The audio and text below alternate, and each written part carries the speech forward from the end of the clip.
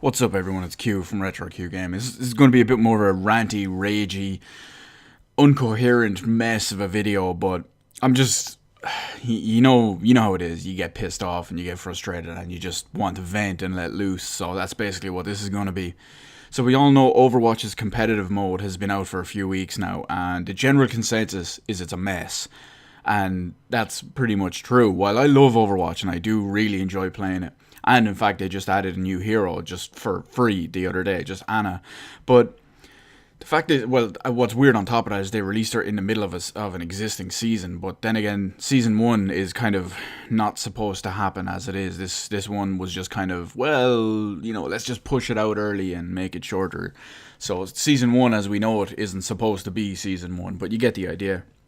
So, what's the difference between Overwatch's quick play and Overwatch's competitive mode? Well, there's a couple of differences. They're not massive, but some of them are at the same time. So, quick match. Let's see, what's a Watch Point Gibraltar? When you play that on quick match, you're either on attack or defense, and that's it. Then you finish that round and it's match over. You get your end of match bonuses, your end of match tally screen, all the usual stuff, and it counts as one game. So that's quick match. Now, when you compare the exact same map on competitive mode, what will a couple of things will happen. Is you will get, let's say you're on defense on Watchpoint Gibraltar first, and so yeah, you're on defense on that one anyway, okay? And maybe the enemy, they get to push it just after they time out pushing the objective just after the second checkpoint, okay? So you've successfully defended the the payload. Again, I'm ranting, I'm raging, I'm kind of fired up, so it's just kind of, stuff is firing in my brain, making me stupid. So yeah, you've done that. So what will happen then in that case is, because you've defended it to there, the teams will switch around. So now you'll still be on attack, but this will still be in the same game. It still count as the same one game. And the thing about it is, your objective is to get the payload to the same point as them, as they got it in the previous one, in a shorter period of time. So generally that's not too bad, but that constitutes one match. So, well, that's generally what constitutes the one match, at least anyway. So that's the basics of it. So you do get on rounds like that, you get on maps like that, with game modes like that, you get one game on each side for the most part. There is one exception, but I'll go over that now in a minute. And on the second one, well, I said the second one. The other types of maps, basically, the ones where you have to say you hold the point up to 100%. On ones like that, what actually happens is, because there's three different types of maps, three different types of area in every map, if you will, whatever you want to call it, it's the first of five. Oh, sorry, it's the best of five. It's the first of three, which is the best of five. So it could go, 2-0 and then 2-2 and then 3-2, or you could just hammer someone just straight down to 3-0. But you get the idea, at least anyway. Now, there is also a sudden death mode, which comes up a lot. It can only come up in the payload style ones, for the simple reason, well, not just the payload, the capture the objective rush style ones as well. They're very similar, but they don't have a payload. It's two objectives that you have to capture one, you get it, and then it unlocks the second one, you go forward and get that. So the problem with sudden death is it's a flip of a coin. So the game decides, it just flips a coin, and it's like, okay, this team is on attack, or this team is on defense, or whatever it is. And you have a very short period of time to actually do your objective. Now, in that case, say you get the coin flip and your team is on attack. Depending on the map, you get somewhere between, I think the lowest is 1 minute and 15 seconds, and I think the highest is 2 minutes and 15 seconds. You have between whatever allotted amount of time to actually capture the first objective. If you do capture it, you win. Game over. Congratulations, a point to you. If you lose, the other team wins, and game over. You get a loss, you get no competitive point, and they get a win. So that's there's so many problems with that. The fact that sudden death is just so unbalanced and so broken, and that a lot of the time, not just in my own personal experience and my friends' personal experiences, but most of the places you see all over the internet, the general consensus is the same, and that Overwatch has an absolutely fucking shit sudden death decider. And the problem with that is because on several maps they heavily favor attackers, or on certain maps they heavily favor defenders, and because of that, it can be an extreme breakthrough that you may successfully do in a regular timed round. But because you're under so much of a time constraint and just so much pressure, that you may just not get it. You may get unlucky, and that final push that you just needed might not happen because you'll time out.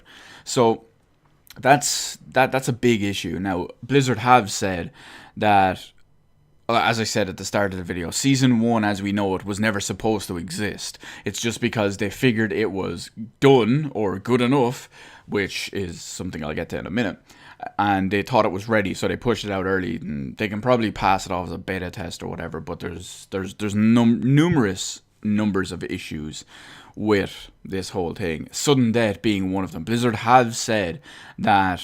Now, they have balanced sudden death a few times. Well, they say balance, but they based on the maps and the travel times and things like that, they've changed certain times per map. Like, some of them have been moved from 2 minutes down to 1.5, or some of them have moved up to 2 minutes from 1.5.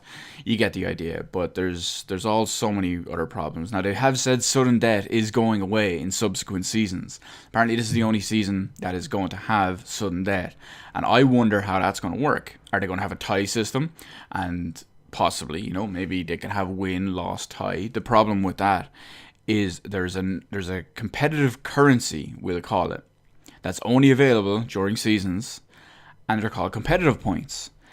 Well, every time you win a match, an entire match, not just a single round, but you have to win an entire match in competitive mode, is you get a competitive point when you win. Now, you need 300 competitive points to be able to buy a gold weapon.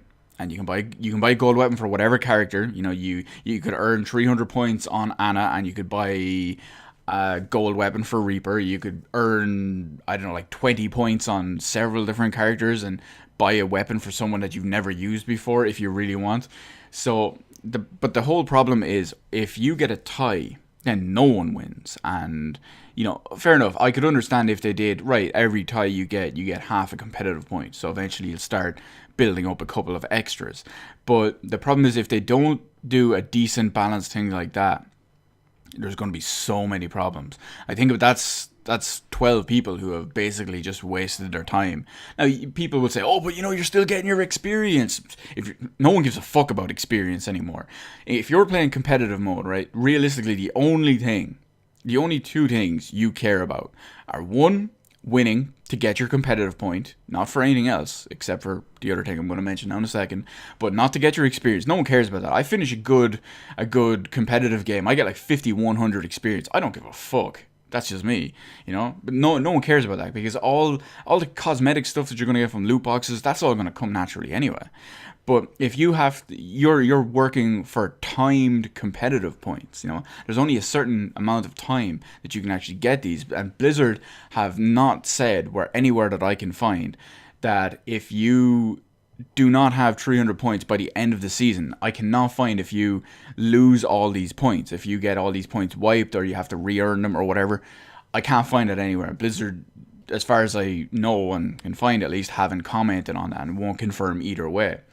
Which kind of makes sense from a business point of view, because if they don't say no, like if they don't say, oh yeah, you'll keep them, don't worry, that's fine, people like me will be like, oh my god, I have to get my 300 points before the end of, I think it's August 18th is the first season end. It's like, oh my god, I have to get them all before the end, otherwise I've wasted all my 100, I have 116 competitive points right now. It's like, oh my god, I've wasted 116 competitive points, blah blah blah, it'll be such a waste. Whereas if Blizzard say, yeah, it'll be wiped out, it'll piss a bunch of people off. So yeah, there's so many problems. This isn't an unprecedented standard, by the way. The competitive style modes in Blizzard games have been fucking shit since their existence. So seasons in Diablo is a joke, if you ask me. It feels like such a waste. But that's all I can say. You add one or two new small things in. fair enough, all your experience and all transfers over to your new main, once the season is over, all the experience and Paragon levels you gained into your season's character gets transferred over to one of your main characters.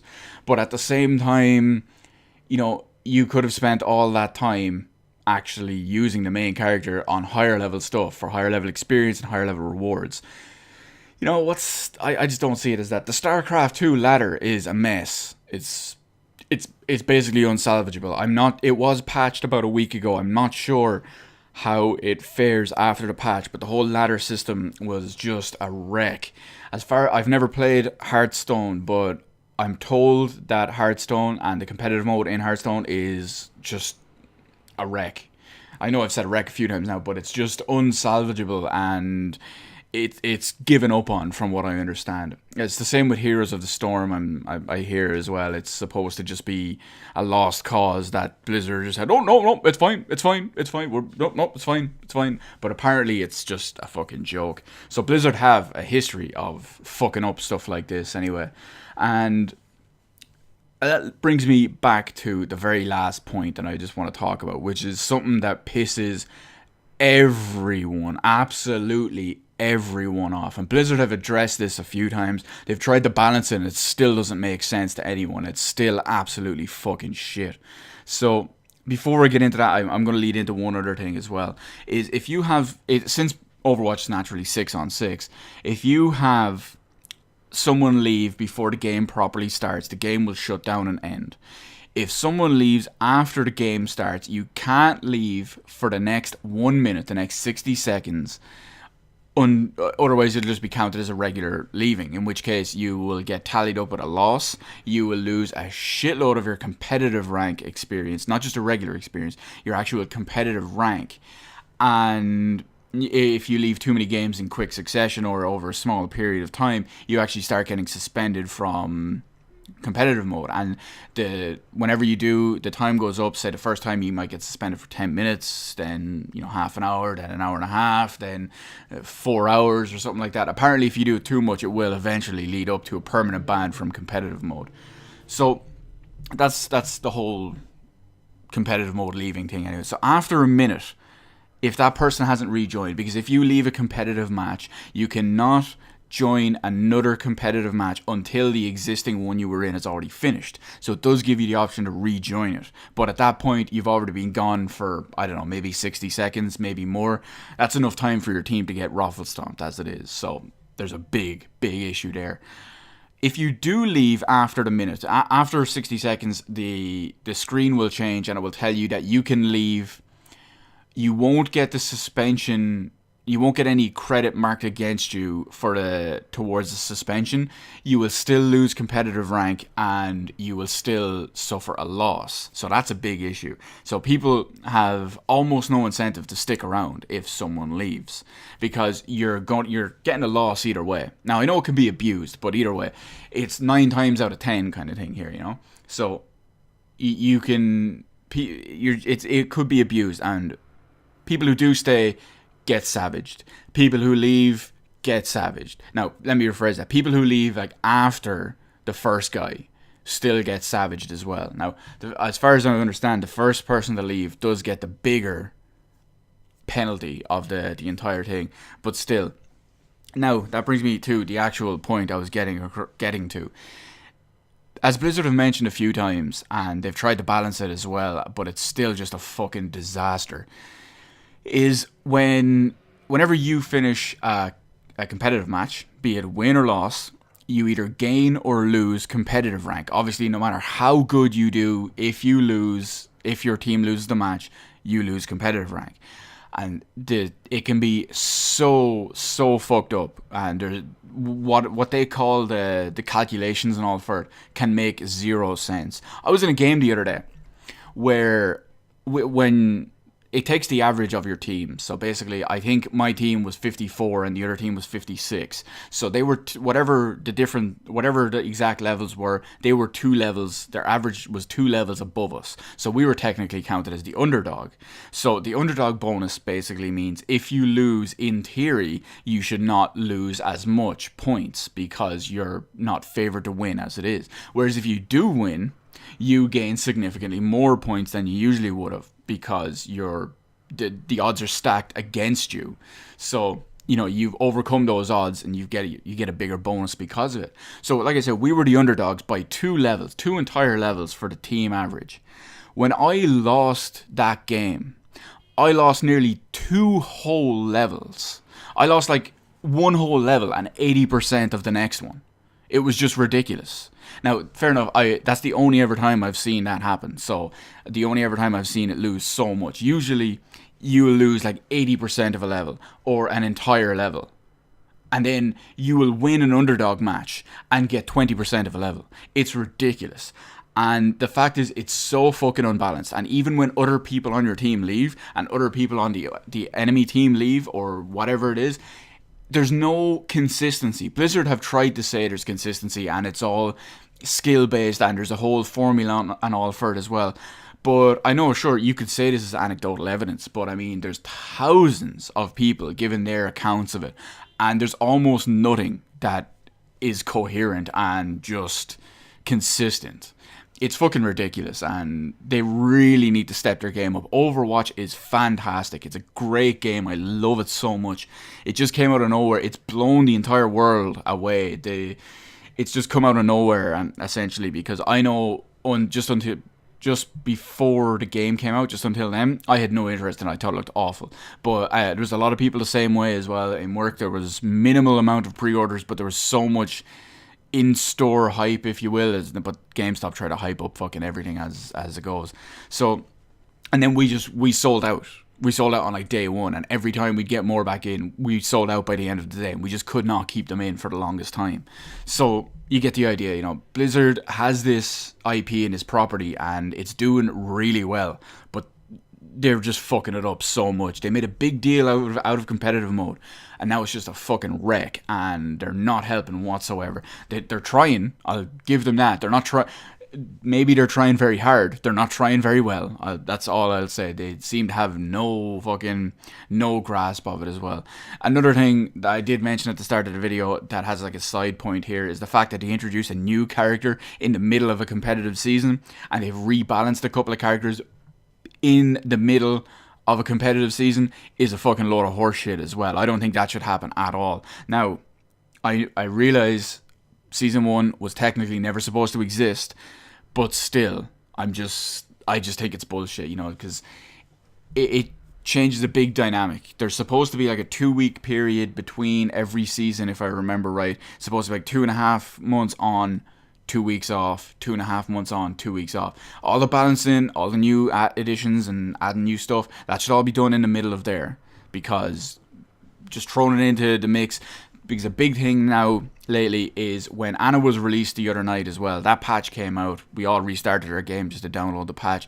You got back in. There was these people trying to play Ana who had never played Ana before. Every second game I'm in, someone is trying to play Ana who has never played Ana. Because you see it on our team, in our party chat, or our team chat, or our voice chat, or you can see it on the other team as well, where they're complaining that they have some retard who has never tried to touch Ana before, and he refuses to get on someone in competitive mode, because that's affecting the other 5 people. It's not just their time, sure, they get their experience, whatever, but it's affecting their ability to get competitive points, and their ability to just get fucked in the competitive rank, because chances are it's like, oh, I'm using this new character I've never touched before, not even once, and I'm absolutely awful with her, oh well, lol, and then everyone else on their team loses 90% of a fucking level. No, I think that's bullshit. Blizzard, fix your fucking game, get on it. You've got so many ridiculous amounts of money and people and time and resources, whatever the fuck it is.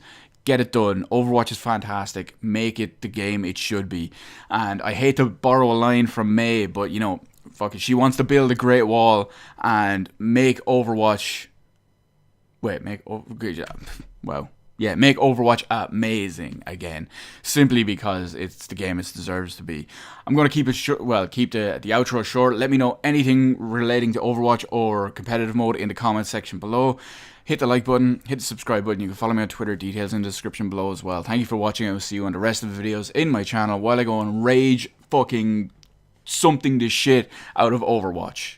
Because of Overwatch, I should say. Fuck it.